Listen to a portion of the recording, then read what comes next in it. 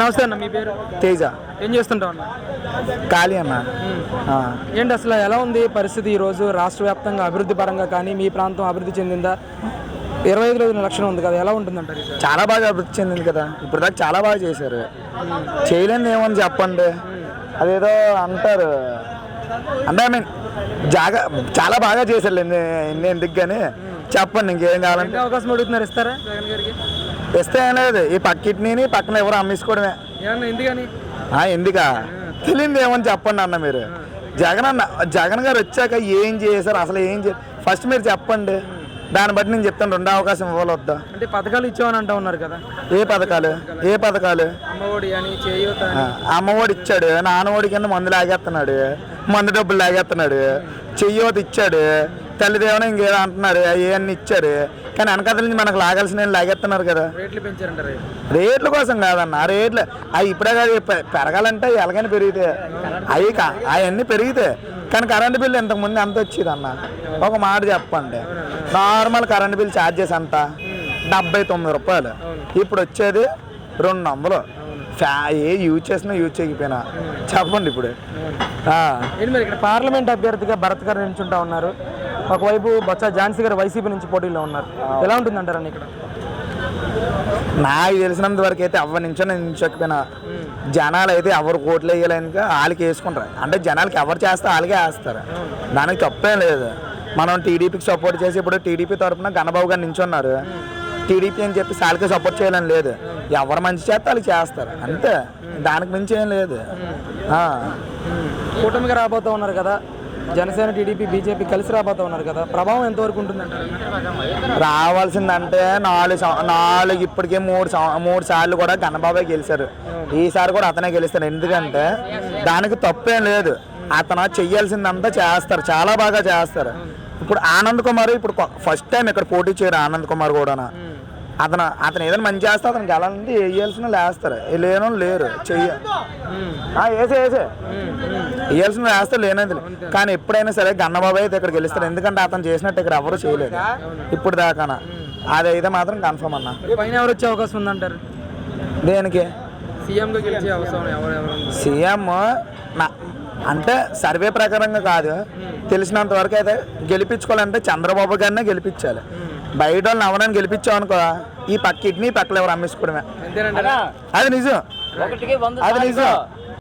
ఇదే విశాఖపట్నంలో మన ఇల్లు కూడా అద్దె తీసుకుంటారు. నెక్స్ట్ ఉన్ని అద్దె మన ఇల్లు అంతా సొంత ఇల్లు ఉందా, వీటికి కూడా అద్దె కట్టమంటారు. నెక్స్ట్ మళ్ళీ జగన్ అని వస్తే ఎందుకని ఆ రాజవన్న ఇంకా అతనికి అడ్డు ఆపలేదు. ఈ పథకాలు దేనికన్నవి?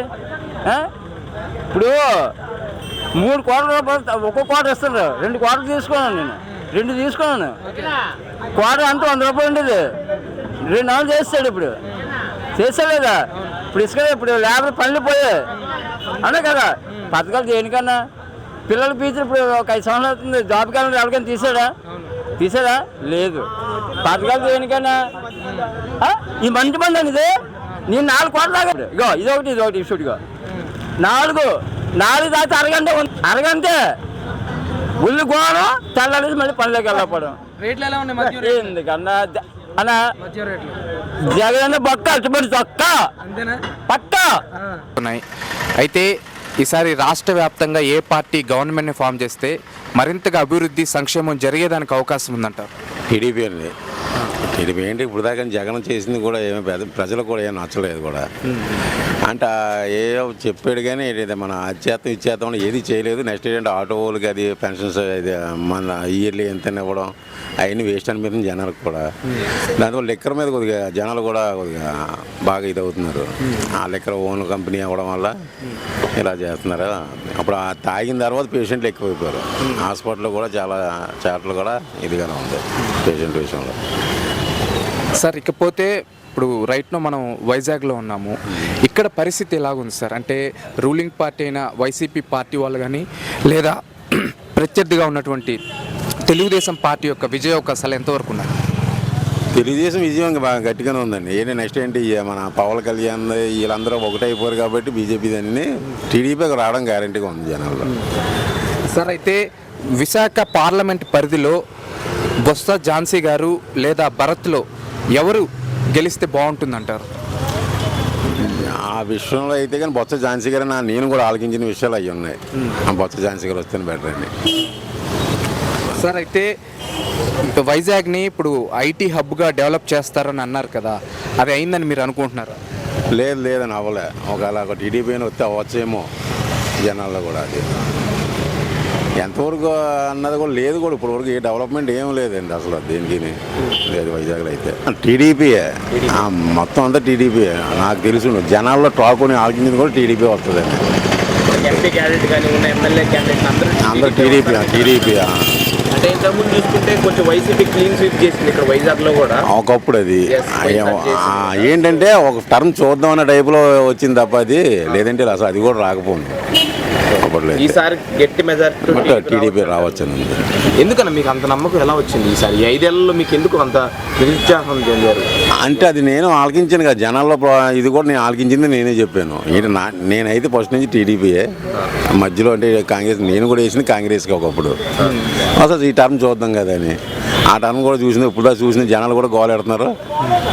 మాకు కూడా నేను ఒకప్పుడు టీడీపీ అయినా సరే ఇప్పుడు కూడా నేనంటే కాంగ్రెస్ అనే కాదు టీడీపీ జనాల్లో ఆలకించింది కూడా నేను చెప్పేది అదే. సార్ అయితే ఇంతకుముందు అనుకున్నాం కదా వైసీపీ క్లీన్ స్వీప్ చేశారు అని చెప్పి. సో గతంలో గెలిచినటువంటి ఎంపీ వైజాగ్లో ఏమైనా డెవలప్మెంట్స్ కానీ చేశారంటారా? డెవలప్మెంట్ చేసి నాకు ఏం కనిపించలేదు. నేను వచ్చి 18 years అవుతుంది వైజాగ్ వచ్చి, కాకినాడ నుంచి. ఈ మధ్యకాలంలో నాకు ఏం డెవలప్మెంట్ అవ్వలే. సార్ ఓవరాల్గా స్టేట్ వైడ్ ఏ పార్టీ గవర్నమెంట్ ఫామ్ చేస్తే మరింతగా అభివృద్ధి సంక్షేమం జరిగేదానికి అవకాశం ఉందంటారు? జనసేన అన్న, టీడీపీ కానీ. వైసీపీ అయితే మాత్రం కష్టం. వాళ్ళు చాలా బాగున్నాయి హోల్స్, అవన్నీ కవర్ చేయాలి. మళ్ళీ జనసేన రావాలి. వైసీపీ వస్తే కష్టం, పనులు అవ్వవు. చాలా ఇబ్బందులు ఉన్నాయి. అన్నీ క్లియర్ అవ్వాలంటే చాలా కష్టపడతారు.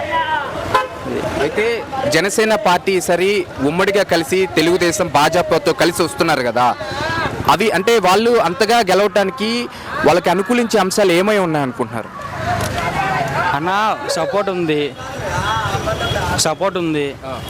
వీళ్ళకి సపోర్ట్ తక్కువ ఉంది. ఇటుపక్క 75 MLs ఉన్నారు. వాళ్ళకి దిక్కులేనప్పుడు వీళ్ళకి ఉంటారు కదా, సపోర్ట్ కావాలి కదా. కాబట్టి ఉమ్మడిగా వస్తున్నారు, మంచిదే కదా. హామీలు ఎన్ని ఇచ్చినారు రేపు? అన్ని హామీలు అయినా ఏమైనా ఒక్కడు కూడా అవ్వలేదు అది. కాబట్టి ఉమ్మడిగా వచ్చినా అలా వచ్చినా పనులు అవుతాయి కదా. పనులు కూడా మంచిదే కదా, అంతే. వైజాగ్ పార్లమెంట్ పరిధి నుంచి తెలుగుదేశం పార్టీ నుండి భరత్ గారు, అలాగే వైసీపీ నుండి బొత్స ఝాన్సీ గారు పోటీ చేస్తున్నారు కదా, వాళ్ళిద్దరిలో ఎవరు గెలిస్తే అని ఎక్కువగా మంచి జరిగేదానికి అవకాశం ఉందంట? భరత్ అన్న వైసీపీ నుంచి వచ్చేవాడైతే పెద్దగా ఎవరికి తెలియదు. భరత్ లాస్ట్ టైం కూడా ఉన్నాడు కాబట్టి పర్లేదు. ఉన్న లేకపోయినా ఉమ్మడిగా వస్తుంది కాబట్టి ఇంక దానికే పడతాయి ఆటోమేటిక్గా. అంటే ఏంటి భరత్ గారు ఇక్కడ స్థానికుడై ఉండడం వల్ల అంతగా అనుకూలిస్తుందని మీరు భావిస్తున్నారా? అలా ఏం కాకపోయినా ఉమ్మడిగా వస్తున్నాయి కాబట్టి ఆటోమేటిక్గా ఎవరికి వేసినా అవుట్ వెళ్ళిపోద్ది కాబట్టి పర్లేదు. ఇంకా ఆటోమేటిక్గా అది గెలిచేవో అవుతాయి పర్లేదు. అయితే మన వైజాగ్లోనే స్టీల్ ప్లాంట్ ప్రైవేట్ పరం కాకూడదంటే ఎవరు ఆపగలరని మీరు భావిస్తున్నారు? టీడీపీ అన్న, చంద్రబాబు. వాళ్ళు ఆపాలి, చంద్రబాబు ఆపాలి. వీలైతే ఎలా ఆపితే చెప్పు. ఇంకా ఉన్నవేతన వాళ్ళు తాకట్లోకి వెళ్ళిపోయి ఇతను ఎలా ఆపుతారు? ఇతను ఆపలేడు కాబట్టి టీడీపీ రావాలి. టీడీపీ వస్తే నేను అలాంటి అవుతాయి. మళ్ళీ వైసీపీ వస్తే ఉన్నది కూడా పోతుంది తప్ప ఆపడం ఉండదు. అన్న మీరు పడుతున్నారు కదా అన్న, మీ జస్ట్ తిరగాలని తిరుగుతున్నారు తప్ప మీకు తెలుసు కదా ఎలా అవుతున్నాయని. అయితే ఇక్కడ కాస్ట్లు వాటికి ఉన్నాయి కదా, ఎక్కడ ఏ జాతి ఆడికి తెలియట్లేదు, ఏ అమ్ముతుంటే ఆడికి అర్థం కావట్లేదు. చాలామంది మంచాలు ఎక్కేశారు, చాలామంది ఫ్యామిలీ రోడ్డు ఎక్కేసాయి. కాబట్టి హామీ కాదు ఏవి వద్దు వాడికి, ఫ్రీగా వదిలేస్తే మంచిది. అయితే వైజాగ్ సిటీని ఐటీ హబ్గా మారుస్తామని వైసీపీ పార్టీ వాళ్ళు గెలిచినప్పుడు చెప్పారు. అది అందులో ఎంతవరకు నిజం ఉందంటారు? అవి అవ్వన్న చెప్తారంటే నోటికి వచ్చింది 9 నవరాత్రులు చెప్పారు. ఒక్క నవరాత్రులు వచ్చింది ఎవరికైనా? ఎవరికో కోట్లు ఎదురు ముందుకు పడ్డాయి. అది కూడా వాళ్ళ పార్టీ వాళ్ళు ఉన్న వాళ్ళకే పడ్డాయి, అందరికీ పడలేదు. ఓకే, లాస్ట్గా చెప్పండి అన్న, ఇక్కడ వైజాగ్లో ఎమ్మెల్యే క్యాండిడేట్లుగా ఏ పార్టీ గెలవచ్చు, ఎంపీ క్యాండిడేట్గా ఏ పార్టీ గెలవచ్చు అనుకుంటున్నారు? ఇందాక చెప్తున్నదే కదా పక్క టీడీపీ ఫైనల్గా ఎమ్మెల్యే బీజేపీ, ఎంపీ ఏమో టీడీపీ. త్వరలోనే ఎలక్షన్స్ వస్తున్నాయి. అయితే ఈసారి ఓవరాల్గా స్టేట్ వైడ్ ఏ పార్టీ గవర్నమెంట్ని ఫామ్ చేస్తే మరింతగా అభివృద్ధి సంక్షేమం జరిగేదానికి అవకాశం ఉందంట? ఎన్డీఏ ప్రభుత్వం అయితే జరిగే ఉంది ఛాన్స్. కాబట్టి 3 పార్టీలు కలిసాయి. ఆల్రెడీ ఒక ఛాన్స్ అడిగారు, మనం దానికి స్పందించి మనం అతనికి ఛాన్స్ ఇచ్చాము, దాన్ని మనం స్వీకరించాము, ఆ బాధ కూడా పడ్డాము. కాబట్టి ఈసారి ఎన్డీఏ ప్రభుత్వం వస్తేనే కరెక్ట్గా ఉంటుంది. అయితే ఓవరాల్గా స్టేట్ వైడ్ ఇప్పుడు కూటమి గెలవటానికి వాళ్ళకి అంతగా అనుకూలించే అంశాలు ఏమున్నాయని? వాళ్ళకి ఎంతగా అనుకూలించే అంశాల కంటే ప్రతికూల అంశాలు ఎక్కువ ఉన్నాయండి. ప్రతికూల అంశాలు అంటే మీరు కూడా వన్ ఆఫ్ ద ఓటర్ కదా, మీకు కూడా తెలుసు మనం ఏటేటి లబ్ధి పొందామో, ఏటేటి లాస్ అయిపోయామో, ఏటేటి బాకీ పడిపోయామో, మనము ఎంత అప్పుల్లో కూరుకుపోయామో, ఈ పథకాలని చెప్పి నవరత్న పథకాలని చెప్పేసి ఇట్లన్నిటికీ మనం ఎంత ఇదైపోయామో. అతను ఇవ్వడం అయితే ఇచ్చాడు, అవి కాదని నేను అన్ను. లబ్ధి పొందిన వాళ్ళు పొందారు, నాకైతే ఏది పథకం రాలేదు. కానీ ఫ్రాంక్గా నేను చెప్పేది ఏంటంటే ఈసారికి మాత్రం ఎన్డీఏ ప్రభుత్వానికి ఇస్తేనే ప్రతికూలంగా ఉంటుందని, అనుకూలంగా ఉంటుందని నేను అనుకుంటున్నాను. అయితే చెప్పండి అన్నయ్య, రైట్ను మనం ఇప్పుడు వైజాగ్ సిటీలో ఉన్నాం కదా, ఇక్కడ పార్లమెంట్ పరిధిలో తెలుగుదేశం పార్టీ నుండి భరత్ గారు పోటీ చేస్తున్నారు. అయితే సార్ యొక్క విజయ అవకాశాలు ఎంతవరకు ఉన్నాయి? బొత్స ఝాన్సీ గారు భరత్ గారికి టాలీ చేసుకుంటే మనకి భరత్ గారికే మ్యాక్సిమం 70% ఉందండి. భరత్ గారికి వస్తుంది 30% బొత్స ఝాన్సీ గారికి వేసుకోవచ్చు, 70% మాత్రం ఖచ్చితంగా భరత్ గారు. అయితే ఏంటన్నయ్య కారణాలు ఏంటి? భరత్ గారు స్థానికుడు అయి ఉండడం వల్ల మీరు అలా అంటున్నారా, లేకపోతే వేరే కారణాలు ఏమన్నా? అది కూడా చెప్తానన్న, అది కూడా కరెక్ట్గా చెప్తున్నాను. దానికి కారణం ఏంటంటే లాస్ట్ టైం మన ఎంపీ ఎవరు, ఎంవివి సత్యనారాయణ గారు, అది ఎవరికి తెలియదు. అతను గెలవడానికి కూడా కారణం ఏంటంటే ఓట్లు చీలిపోవడం వల్ల గెలిచారు. భరత్ గారు వచ్చిండు, లేకపోతే జేడి లక్ష్మీనారాయణ వల్ల. రెండు ఇంకోటి ఇతను ఎవరమ్మా మన ఇంకో అభ్యర్థి ఎంవివి సత్యనారాయణ వల్ల, జేడి లక్ష్మీనారాయణ భరత్ గారు.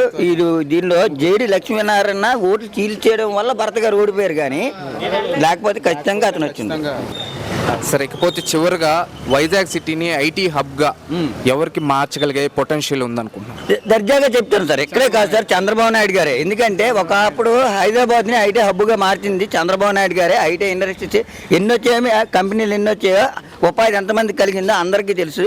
కాబట్టి ఖచ్చితంగా కూడా అతనే మార్చగలరు, అతనే తేగలరు. కంపెనీలు వచ్చిన కంపెనీలు కూడా ఇతను పంపించాడు కూడా. ఈ 5 సంవత్సరాలు మన అందరం చూసిందే. అతనైతే మనకి ఐటీ హబ్ తయారవుద్ది. ఫైనల్గా ఎంపీగా ఎవరు గెలవచ్చు అనుకుంటున్నారన్న? భరత్ గారండి.